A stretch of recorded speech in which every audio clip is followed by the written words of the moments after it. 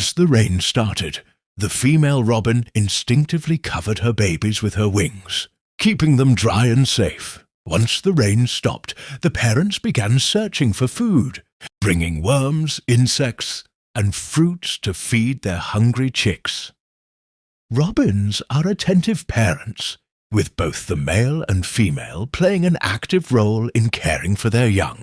The female builds a nest from twigs, grass, and mud, and once she lays her eggs, she incubates them while the male brings her food. As the chicks grow, both parents continue to forage for food and protect the nest from predators.